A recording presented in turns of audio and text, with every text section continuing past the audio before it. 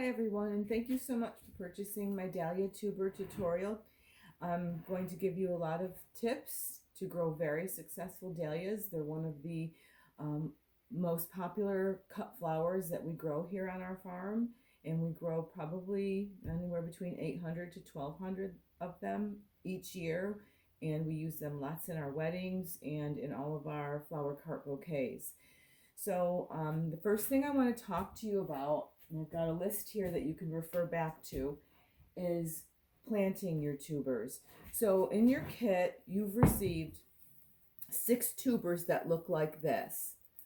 If you look closely, you'll see right there, the little white part, that's an eye starting to emerge. So once this gets planted, that's going to begin to grow, and it's going to sprout up, and eventually it's going to look like this, and this is what you're going to see poking over the top of the soil.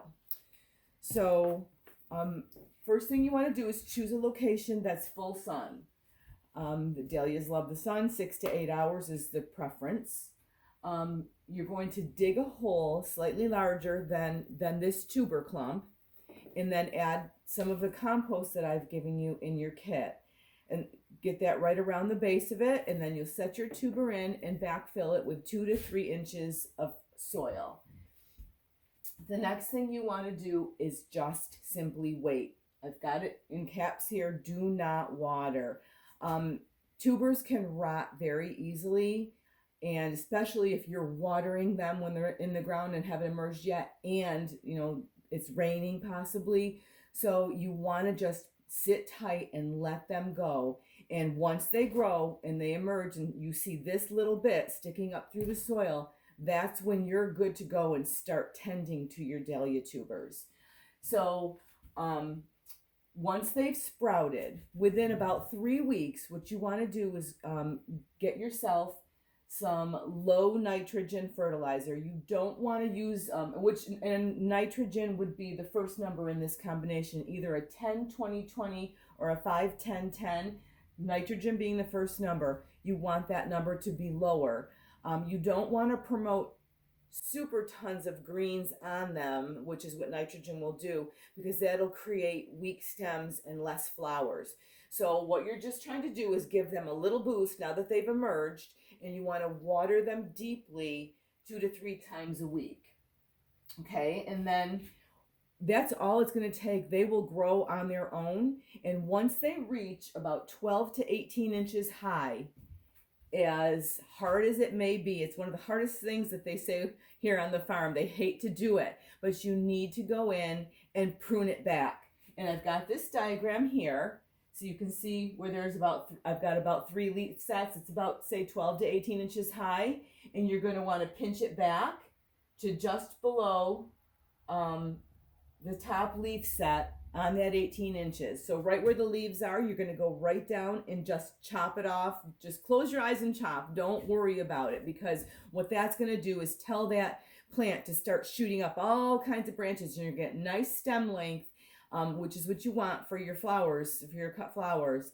And then the next very, very important thing to do is stake. So once they've gotten to about 12 to 18 inches, you're going to want to stake them, because you'll find, or I know by experience of ones that I may not have gotten to early on when we started growing them, the one little rainstorm or one little windstorm can come through and just break all of them. So my suggestion would be to use a bamboo stake, or even like a 1 inch by 1 inch stake you could get at your local hardware store. Put one on either side of a row. You want to do, I would say, one row of tubers and another row of tubers, all spaced about 12 inches apart.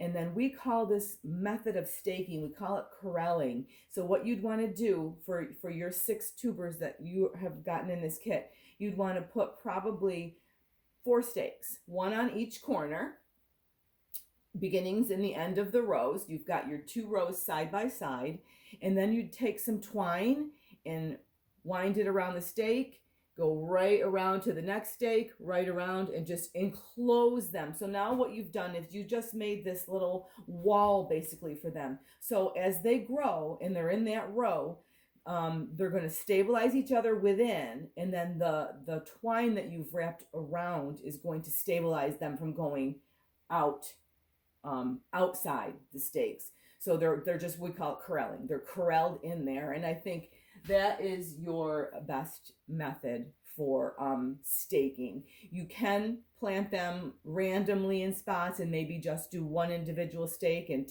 tie some string around the plant itself to the stake if you wanted to do it that way. But I would suggest planting them in a row. I think it just it's a better, they can support each other. I think it's better.